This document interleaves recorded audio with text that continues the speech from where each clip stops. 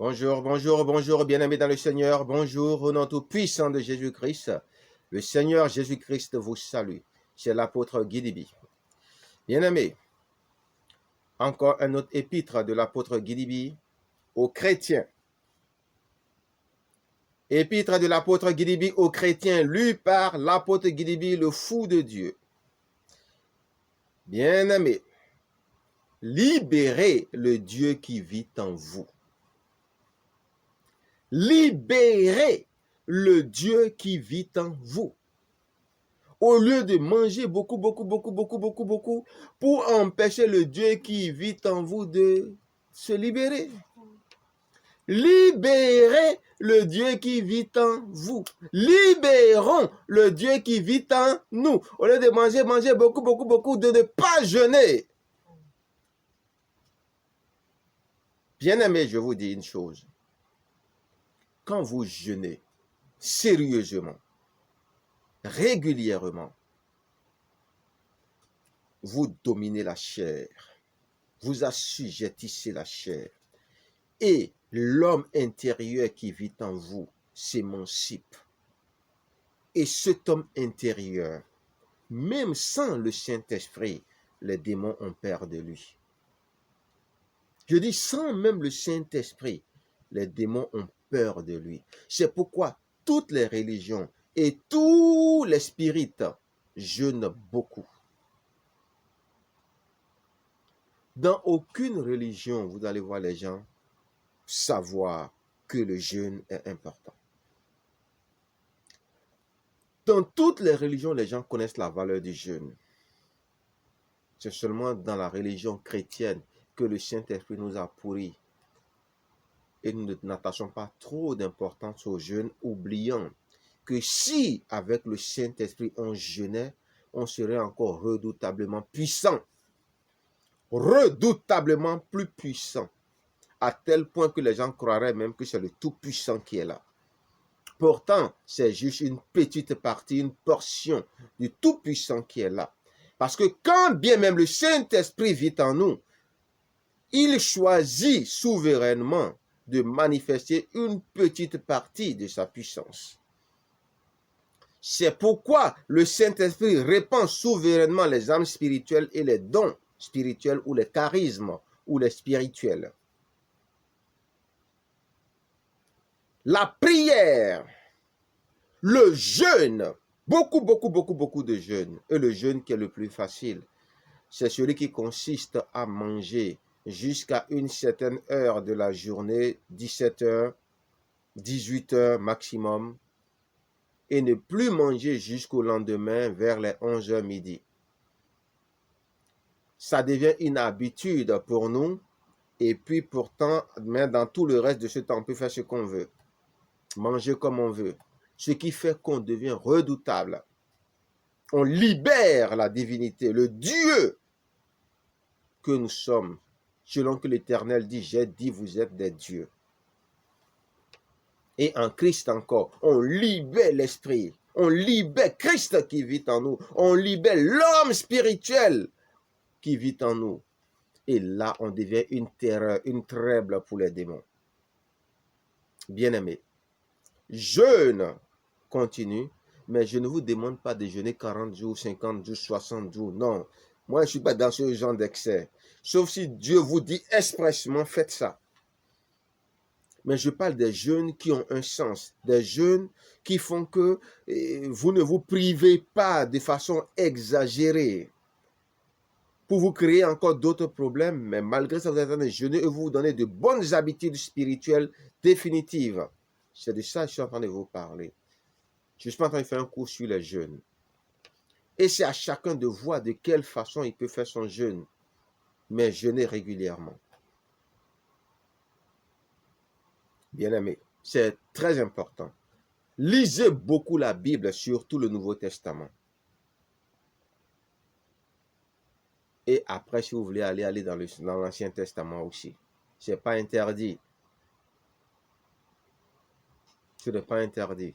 La Bible, c'est la Bible. Mais ne commencez pas par l'Ancien Testament. Lisez plusieurs fois le Nouveau Testament d'abord, avant d'aller maintenant, si vous voulez, commencer par la Genèse jusqu'à l'Apocalypse. Libérez le Dieu qui vit en vous. Libérez Christ qui vit en vous. Donnez à Christ qui vit en vous de manifester la divinité qui sommeille en vous. Oui. Si nous, qui avons Christ qui vit en nous, vivons, ce n'est en principe plus nous qui vivons ou qui devons vivre. Mais le problème, c'est que nous avons Christ qui vit en nous et c'est nous qui vivons et Christ qui vit en nous ne vit pas. Et ça, c'est pas bien. Pourquoi? Parce qu'on mange beaucoup, on regarde beaucoup de cochonneries, on n'est pas concentré sur les choses spirituelles, les affections de l'esprit, les choses de Dieu, même s'il ne nous est pas interdit de regarder autre chose. Moi, je ne fais pas partie de ces extrémistes qui demandent de ne plus rien regarder d'autre. Non. Mais il faut beaucoup se concentrer. Tout est question de programmation. Et il faut toujours commencer d'abord par la lecture des choses de Dieu, avant de commencer par les choses du monde. C'est une façon de mettre aussi Dieu à la première place. C'est très important, bien-aimés. C'est Christ qui doit vivre en nous et non nous qui devons vivre en Christ. Parce que si nous vivons, ce n'est plus nous qui vivons, c'est Christ qui vit en nous. Mais Christ vit en nous, et puis le constat, c'est que ce n'est pas vraiment Christ qui vit en nous, mais c'est nous qui vivons en Christ. Et que Christ ne vit pas. Ce n'est pas bien. Pourquoi? Parce que nous nous en foutons des choses spirituelles. Et nous nous concentrons uniquement sur les choses charnelles, les affections de la chair. Ce n'est pas à notre avantage. Je peux vous l'assurer, ce n'est pas à notre avantage, bien-aimés dans le Seigneur. Oui, nous sommes morts en Christ pour que Christ vive en nous. Malheureusement, oui, nous nous battons avec l'Esprit de Dieu tous les jours, chaque seconde, pour lui imposer nos œuvres mortes, pour lui imposer nos désirs et volontés, pour lui imposer nos lois, nos préceptes, nos commandements, nos façons de voir les choses, et l'accuser même d'enfarinage. Ce n'est pas bien, enfant de Dieu. Il est vrai que la prophétie de l'apostasie qui doit atteindre son comble, est en train de se manifester, est en train de s'appliquer, est en train de s'accomplir. Toutefois, nous sommes quand même enfants de Dieu. Ce n'est pas pour nous ça.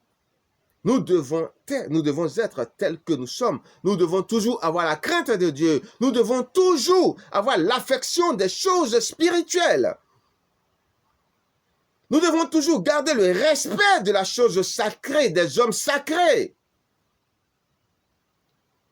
Mais nous nous comportons pire que les hommes du monde.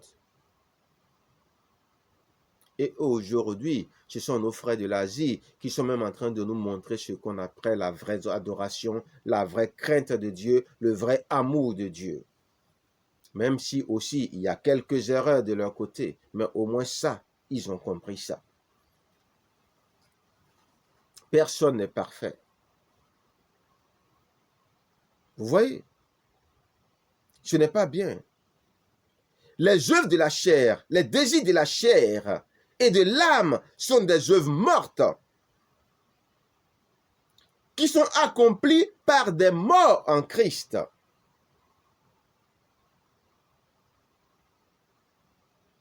Donc, quand nous affectionnons les choses de la chair, il y a de grands risques que nous mourrons, bien que nous soyons en Christ. C'est pourquoi nous devons dompter ce que l'apôtre Paul appelait discipliner la chair. La maintenir, la tenir ferme, afin de pouvoir donner aux choses de l'esprit de dominer. Si je vis, c'est Christ qui doit vivre, s'épanouir et croître en moi, afin de se déployer partout, dans le temple du Saint-Esprit que nous sommes en principe. Si bien sûr Christ vit en nous, si bien sûr nous sommes scellés du Saint-Esprit de gloire. Nous affectionnons tellement les œuvres mortes que nous sommes devenus ce qu'on appelle un musée du Saint-Esprit. Vous vous rendez compte? Nous, qui devons être le temple du Saint-Esprit, nous avons tellement d'affection pour les œuvres mortes, pour les choses de la chair, que nous sommes aujourd'hui un musée du Saint-Esprit, au lieu d'être le temple du Saint-Esprit.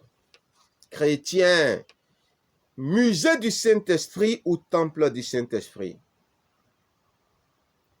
Musée du Saint-Esprit ou temple du Saint-Esprit? Soyez des temples du Saint-Esprit et non des musées du Saint-Esprit. Soyons des temples du Saint-Esprit et non des musées du Saint-Esprit. Nous devons affectionner les choses de l'Esprit et donner à manger au Saint-Esprit ce qu'il aime. C'est-à-dire les bonnes œuvres, les bontés, tout ce qui est fruit de l'Esprit, le bien, tout ce qui calme la chair et la moralité de la chair, pour favoriser tout ce qui libère le Dieu qui vit en nous, bien-aimés. Libérons le Dieu qui vit en nous. Libérons Christ qui vit en nous en dominant la chair. Oui, bien-aimés, libérons. Lecture des choses spirituelles, lecture des œuvres spirituelles, lecture de la Bible, enseignement biblique, enseignement spirituel, chrétien, un enseignement spirituel chrétien, oui, enseignement spirituel chrétien. Jeûne, prière, louange, adoration. C'est ce qui devrait être le programme. Est-ce que vous voyez? Pour pouvoir croître sérieusement et correctement dans le Christ. Pour pouvoir permettre à l'homme spirituel qui est en nous de se libérer et de manifester la divinité qui sommeille en nous. Il faut moins manger la nourriture charnelle. Il y a des gens qui peuvent boire de l'eau pendant des jours sans mourir. Nous n'avons aucune idée du pouvoir de l'eau. Nous n'avons aucune idée du potentiel de l'eau. L'eau est énorme. L'eau est énorme. On nous fait croire que si on ne mange pas et qu'on boit de l'eau seulement, on va mourir. Mais c'est des conneries. On n'est pas obligé de beaucoup manger, de tout le temps manger. On doit manger pour manger. Si on veut vraiment libérer le divin qui sommeille en nous. Est-ce que vous voyez un peu? Tout le monde est concerné, bien-aimé. Je vous ai déjà dit que quand je suis en train d'enseigner, quand je suis en train de prêcher, quand je suis en train de lire les épîtres de l'apôtre Guilibi, ce n'est pas pour les gens seuls, mais c'est pour tout le corps de Christ.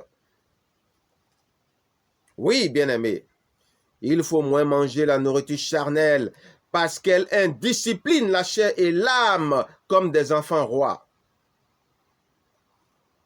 Sont indisciplinés. Oui, c'est ce qui est bien nourri qui croît. Si c'est la chair qui est bien nourrie, la chair va croître sérieusement. Si c'est l'esprit qui est bien nourri, l'esprit va croître sérieusement. Si c'est l'âme qui est bien nourrie, l'âme va croître sérieusement. Mais nous ne savons que bien nourrir notre chair. Oui, ce qui est mal nourri ou moins nourri, c'est ce qui diminue. C'est pourquoi nous ne manifestons pas sérieusement la divinité. L'esprit doit être bien alimenté pour qu'il croisse vite en nous et remplisse tout. On parle du déploiement spirituel.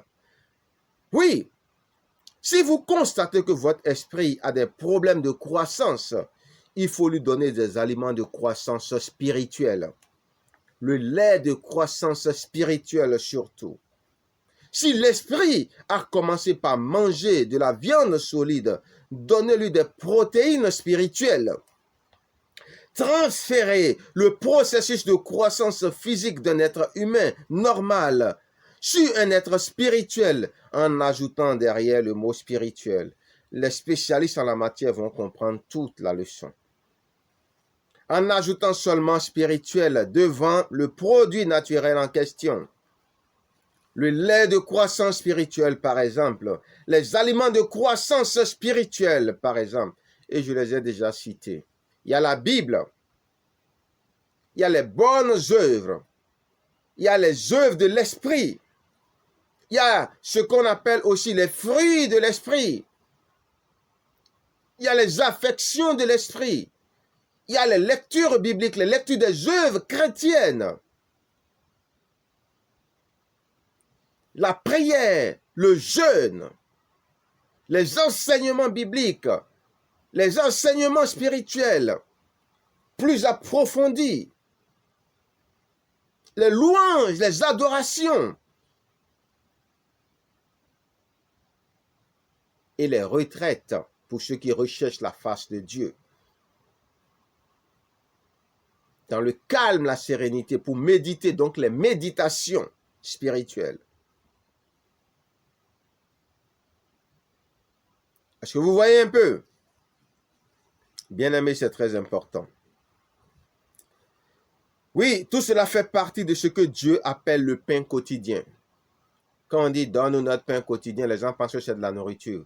Premièrement, c'est à la nourriture physique qu'on pense. C'est d'abord à la nourriture spirituelle qu'il faut penser, avant que de penser à la nourriture physique. Parce que la nourriture physique, nous pouvons l'avoir. Mais la nourriture spirituelle, il nous sera difficile de l'avoir. Et c'est pourquoi le Seigneur Jésus nous a demandé de demander cette nourriture spirituelle à Dieu notre Père, qu'il a appelé le pain quotidien.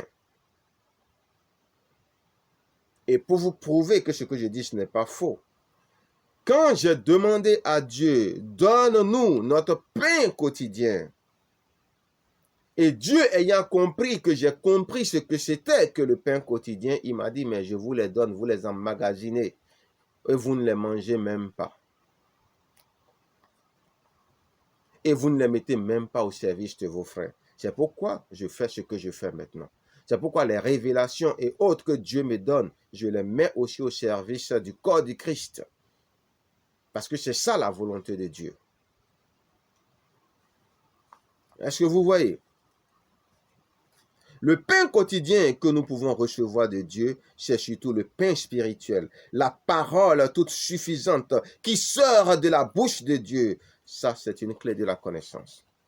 Même quand on n'est pas spirituellement intelligent, on peut recourir à des aides-mémoires spirituelles. Vous voyez? Et tout ce que je vous ai cité, Bible et autres, tout cela, en ayant l'habitude de lire régulièrement la Bible, en ayant l'habitude de lire les revues chrétiennes, des livres chrétiens et autres, en ayant l'habitude de se faire enseigner des enseignements bibliques, les méditations, tout ça, l'intelligence se développe sérieusement. C'est de ça que se nourrit l'intelligence spirituelle, le cerveau spirituel. Le cerveau spirituel, le cerveau physique se nourrit de choses physiques et le cerveau spirituel se nourrit de choses spirituelles. Est-ce que vous voyez un peu? Ce n'est pas pareil. Oui, comme c'est le cas dans le monde physique, bien sûr. Certaines nourritures sont bonnes pour la mémoire, d'autres ne le sont pas pour la mémoire spirituelle aussi. Il y a une mémoire physique et une mémoire spirituelle. Ce qui est bon pour la mémoire spirituelle ne l'est pas forcément pour la mémoire physique. Mais comme la mémoire physique a des désirs capricieux et très équilibrés, ça ne devrait pas trop poser de problème à la mémoire spirituelle. Et ce qui est bon pour la mémoire physique n'est pas un problème pour la mémoire spirituelle parce que c'est déjà trop calibré. Est-ce que vous voyez un peu? C'est en même temps de la nourriture équilibrée pour le corps tout entier. D'autres parlent du chocolat noir, des lentilles, de la myrtille, de l'eau. Vous voyez, et j'en passe, beaucoup d'autres choses. Vous voyez, tout homme qui jeûne beaucoup libère l'homme intérieur qui sommeille en lui et domine sa chair et ses peurs surtout. Quand l'homme spirituel qui vit en vous prend le dessus, vous ne connaissez plus la peur ni la crainte. C'est pourquoi il est très important de toujours rester dans son autorité spirituelle partout où vous allez. Parce que l'autorité spirituelle est comme un vêtement ou une veste que vous portez. Vous pouvez l'enlever comme vous pouvez la garder sur vous. Quand vous allez quelque part et que vous vous dépouillez de cette autorité spirituelle-là, n'importe qui peut vous faire des choses. Mais quand vous gardez cette autorité spirituelle, il est difficile aux gens de vous avoir. Quand même vous parlez, on vous obéit tout de suite. Donc faites attention. Le chrétien doit garder son autorité spirituelle partout où il va. Il ne doit jamais enlever ce vêtement de l'autorité spirituelle. Sinon, il devient vulnérable. Est-ce que vous voyez, bien-aimés dans le Seigneur?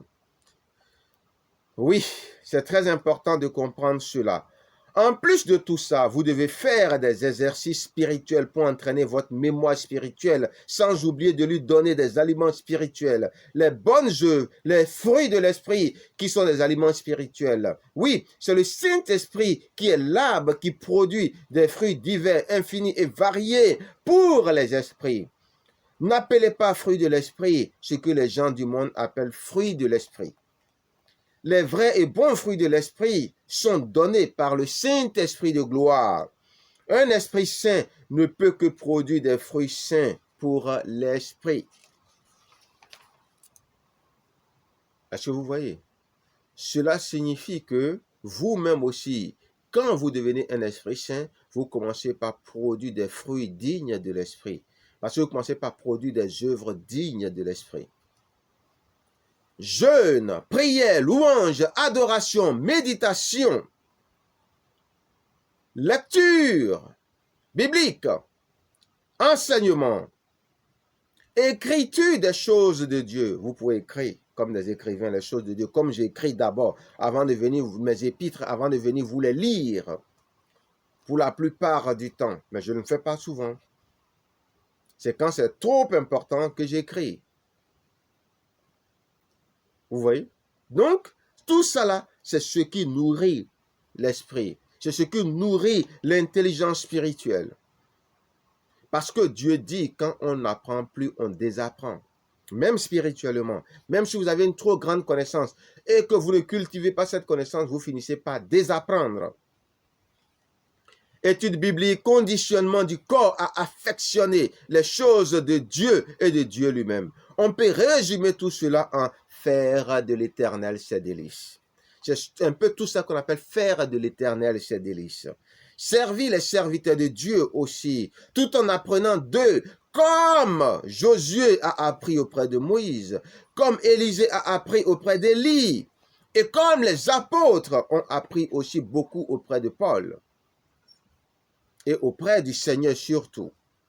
Vous voyez, pour la royauté, David a appris auprès du roi Saül tout ce qu'on pouvait savoir, tout en le servant humblement. C'est en servant les serviteurs de Dieu que l'on devient soi-même un bon serviteur de Dieu rempli de sagesse. Vous voyez, et on ne se plaint jamais. Il ne faut jamais se plaindre. Le Seigneur Jésus dit, quand vous avez l'habitude de vous plaindre, vous êtes bien parti pour mal finir. Il faut seulement vous plaindre quand ce qu'on vous demande n'est pas de Dieu. Il faut vous plaindre quand ce qu'on vous demande est abominable. Et encore, il faut le dire avec respect. Toute revendication devant une autorité se fait avec respect. Est-ce que vous voyez? C'est très, très, très important. Quand un serviteur de Dieu, ça, je vais parler de ça, mais quand un serviteur vous demande quelque chose, tant que ce n'est pas une abomination, vous devez le faire. Aussi difficile que cela soit. Il y a une bonne raison à cela. Et Dieu vous en sera gré. C'est seulement quand ce qu'il vous demande est abominable, abominablement abominable, qu'il faut dire cela ne plaira pas à Dieu. Et là, si vous vous trompez, le serviteur peut vous faire une démonstration que effectivement ce que vous dites, c'est des conneries, que ce n'est pas biblique ce que vous dites, et vous montrer peut-être que ce qu'il est en train de vous demander n'a rien d'impur et que ça n'a rien à voir. C'est pourquoi vous aussi, il ne faut pas vous laisser embobiner. C'est pourquoi il faut affectionner les choses spirituelles. C'est pourquoi il faut rechercher la connaissance aussi. Parce que quand on rentre dans ce genre de confrontation, on peut se faire enfariner, se faire embobiner, se faire rapidement avoir. Parce qu'il y a des gens qui sont très forts à cela, parce qu'ils ont d'autres pouvoirs impurs qui les accompagnent. Des pouvoirs de domination impurs, qu'ils reçoivent des esprits impurs, juste pour dominer. Est-ce que vous voyez? Donc faites attention. Et c'est pourquoi même tout ce que je vous dis de faire, quand vous le faites, même si un serviteur de Dieu veut vous dominer de cette façon, il ne pourra pas. Il ne pourra pas, il ne comprendra rien. Oui, c'est en servant les serviteurs de Dieu que l'on devient soi-même un bon serviteur de Dieu rempli de sagesse. Avec Dieu, on ne saute pas de classe. Dieu voit tout et Dieu sait tout. C'est pour cela qu'on ne peut pas frauder avec Dieu, dit le Seigneur Jésus-Christ, le grand enseignant. Depuis son avènement, le Seigneur Jésus-Christ continue d'enseigner par le canal du Saint-Esprit en parlant de Dieu comme si ce n'était pas lui, le Dieu de gloire. C'est pour cela qu'on parle de lui en tant que le grand enseignant. Oui, le Christ fait cela en tant que le grand docteur ou le grand enseignant de Dieu, lui-même Dieu tout-puissant en vérité. C'est une figure de style qui consiste à enseigner les gens en parlant de vous comme si vous étiez extérieur à ce dont vous parlez. Ce type de prophétie est fréquent depuis la révélation de Dieu en la personne de Jésus-Christ de Nazareth. C'est ainsi que Dieu a raconté l'histoire de la Genèse à Moïse et autres prophètes. C'est pour cela qu'on a du mal à croire que c'est Dieu qui a vendu la mèche de ce qui s'est passé avant l'Égypte. C'est pour cela que Dieu dit qu'il parle à Moïse de bouche à bouche. Dieu lui raconte des histoires de la création comme un bon conteur qui captive son auditoire. Ceux qui ont cette grâce posent des questions et Dieu répond au fur et à mesure que l'histoire se déroule et se raconte. C'est impressionnant. Quelle grâce profonde! Ce n'est pas à proprement parler des prophéties du type « Ainsi parle l'Éternel ». C'est plus que ça. J'appelle ça simplement des prophéties de grâce. Dieu qui parle de son histoire d'avec les hommes, tout en racontant l'affaire sans émotion, sans parti pris, et en tirant par la même occasion toutes les conséquences de ces affaires pour enseigner ses enfants. Toute écriture n'est-elle pas utile pour l'édification du corps du Christ? La parole se laisse comprendre par ceux qui l'aiment et qui veulent sincèrement la comprendre. C'est comme cela. Cherchez premièrement le royaume de Dieu. C'est tout faire pour attirer les faveurs imméritées du Seigneur Jésus-Christ dans toute votre vie. Cherchez premièrement le royaume de Dieu. C'est tout faire pour attirer les faveurs imméritées du Seigneur Jésus-Christ dans toute votre vie. Faire des pieds et des mains pour obtenir sa compassion et sa miséricorde. La miséricorde, c'est l'intervention souveraine et imméritée de Dieu dans la vie d'une personne, peu importe tout le mal que cette personne a fait. Dieu vous sauve alors que vous n'êtes même pas sauvable. Dieu le fait à qui il veut souverainement parce qu'il en a décidé ainsi dans sa souveraineté absolue, selon son bon plaisir. Que vous voyez, que vous soyez croyant ou pas, Dieu s'en fout quand il veut exercer sa miséricorde. Que vous soyez croyant ou païen, Dieu peut vous faire miséricorde s'il en a décidé ainsi. Les gens ont tendance à croire à tort que c'est seulement dans la vie des chrétiens que Dieu intervient. C'est faux. Dieu intervient dans la vie de tout le monde. Dieu intervient dans la vie de qui il veut intervenir selon son bon plaisir, peu importe que la personne croie en lui ou pas. Peu importe que la personne soit chrétienne ou pas. Peu importe que la personne soit sataniste ou animiste, Dieu peut booster par la lumière du Christ votre mémoire spirituelle. La mémoire s'améliore avec l'entraînement et les aliments qu'elle aime l'aident à se développer. Exercice cérébral, physique et spirituel pour amplifier la mémoire.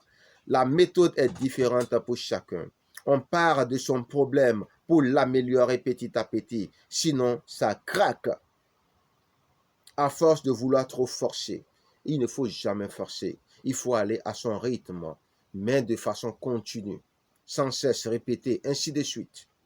Tout le monde n'est pas pareil. Tout le monde n'est pas pareil.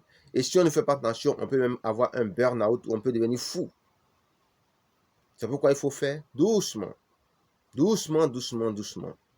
Oui, oui, c'est très important. Je connaissais un fou qui achetait des boîtes de sucre. Quand il mange, il devient normal. Il m'a dit que le sucre améliore les capacités du cerveau. Ce n'est pas trop vrai. Mais un cerveau trop sollicité, c'est sûr, a besoin de beaucoup de sucre comme énergie. La lecture est la gymnastique de la mémoire. La Bible et les commentaires bibliques sont suffisants pour les deux. Lire la Bible est meilleur que lire des infos du monde que Dieu appelle à raison distraction. Ce sont les mêmes choses qui se répètent, les mêmes choses. C'est des distractions. Si vous voulez lire, lisez la Bible, même si vous êtes du monde. Même si vous voulez lire ça comme un roman, ce serait plus utile pour vous, plutôt que les livres que vous lisez qui ne servent à rien du tout. C'était l'apôtre Guidibi. Que Dieu vous bénisse, que Dieu ouvre votre intelligence, que Dieu vous aide à comprendre ces choses-là que je suis en train de vous enseigner au nom de Jésus. Et sachez que le diable n'est pas du tout content, parce que nous avons beaucoup d'attaques. Parce qu'il connaît la valeur de ce qu'on est en train de faire. Même si vous ne connaissez pas sa valeur. Faites de votre mieux pour au moins connaître ces choses-là. Même si vous allez vous amuser avec. Au nom tout-puissant de Jésus-Christ. Amen.